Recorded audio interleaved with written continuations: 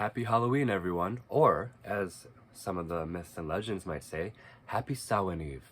I am going to be telling you a story today about Samhain Eve, which is now called Halloween, and it's from Scotland. It's an old Scottish ballad called The Saving of Tam Lin. This is from Great Myths and Legends by the 1984 Childcraft Annual. I used to read this book a lot when I was a youngster, when I was homeschooled, and I'm rereading it now, and hopefully you'll enjoy this story too.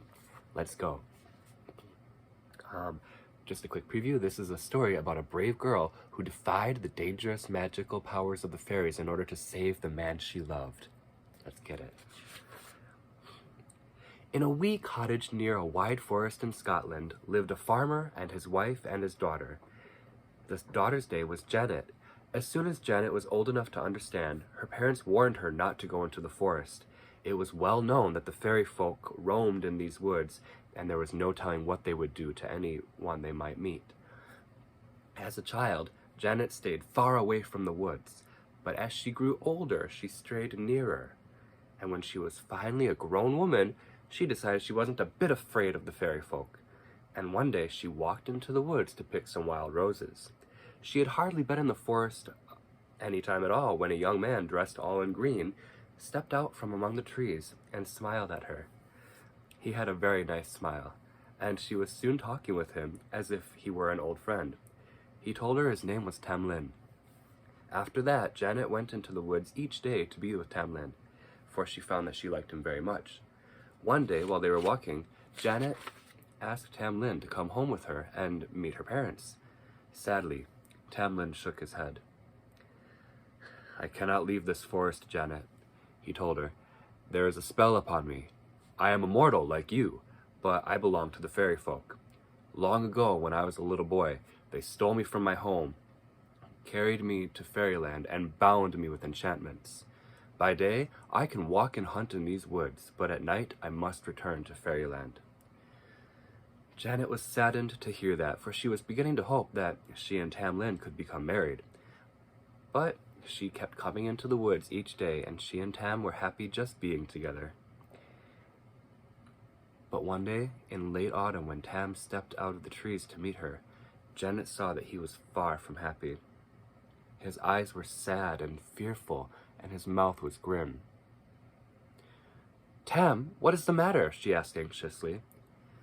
"Every 7 years, the fairy folk must make a sacrifice to the dark spirits," he said.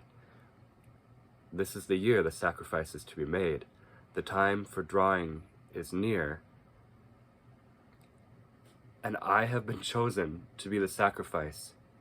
"No, Tam!" she shrieked. "You must flee! You must flee now while there is still time!" "You know I cannot," he reminded her sadly. "I cannot break the spell that keeps me here." "There must be some way of saving you," she wept. "There is a way, if it can be done," he said. "On the night of the sacrifice, the fairy queen will remove the spell so that I can leave the forest and travel with the fairies to the hill of the circle of stones. If someone who loves me can wait at the crossroads until I arrive, and can seize me and hold me for the time of 21 heartbeats, I shall be free from the fairies forever." "I can do that," Janet exclaimed. "It will not be as easy as you think, Janet," he said grimly. "The night of the sacrifice is Samhain Eve, the time when all the evil and terrifying creatures of darkness are free to roam. You will be out in the darkness alone among them." Janet shivered, but then she lifted her head proudly. "I will be afraid," she said, "but I will do it."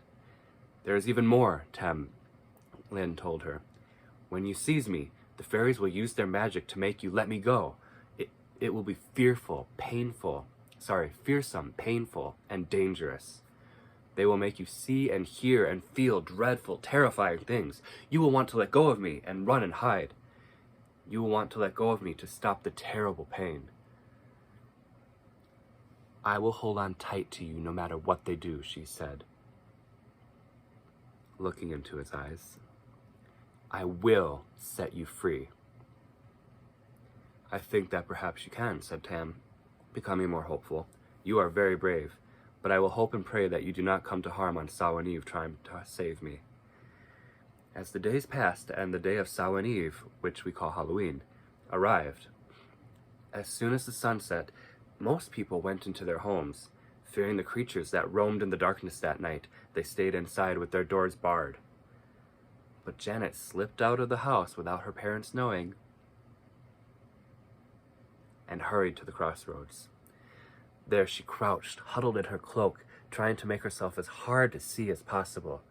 She was in dreadful danger. All around her she heard the terrifying shrieks and the sounds of the goblins and the evil spirits all around her. She glimpsed things that made her heart stand still in terror. But fortunately, she was not discovered by any of the dreadful creatures that were roaming and moving through the night.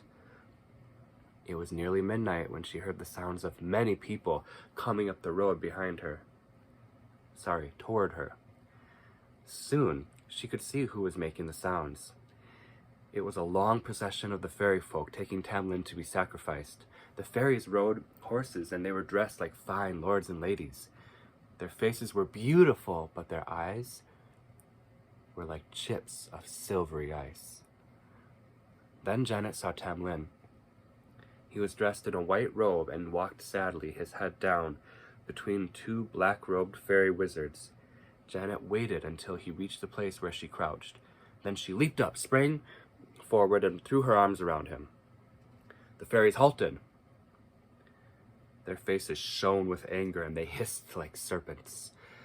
The wizards raised their arms, and with voices like whispers, rustling in the wind, they started to conjure up spiritual, magical spells. Suddenly, Tam Lin changed. He was no longer a man. He had become a huge, shaggy, yellow-eyed wolf. He snarled and snapped at Janet, and she almost let him go. But she remembered that if she did let him go, then he would remain a prisoner of the fairies. He would be sacrificed, and he would be gone forever. So she closed her eyes, and she held him even more tightly. Again, he changed. This time, he became a slimy, worm-like creature, and he wriggled and wrestled in Janet's arms. She shuddered in horror, and she just held on tighter. Then Tam Lin became a metal statue that glowed red-hot, just as if it had come out of the furnace. Janet shrieked as the hot metal seared her skin, but she kept her arms around the statue despite the pain. Now the glowing statue became a huge metal lump of ice, hard as iron and as cold could be. Again, she shrieked as the terrible cold bit into her body like a frozen bite. But she did not loosen her arms. The lump of ice became a huge bat, and it beat Janet's head and shoulders down as she was desperate to hold on, not letting go. The wings beat on her head and on her shoulders. Dazed, she held on. Then Janet heard the fairies wail and shriek. There became a big bright light and they all disappeared. Once more, Tam Lin changed, and she realized that he changed into himself. He was finally himself again. The time of 21 heartbeats had now gone by, and she held on to Tam without once letting go. He was saved! She had braved the dreadful dangers of Saving and the terrible spells of the fairy wizards. She had won! It was past midnight. Saving was over, and the night was safe. Janet and Tam Lin walked slowly through the moonlight to Janet's home. A few days later, they were married. And never again did Tam or Janet ever go to Carterhow Wood, the home of the fairy folk. Thank you so much for joining me again for my story. I hope that you enjoyed it. Happy Samhain Eve, happy All Hallows Eve, happy Halloween. Stay safe and see you next time.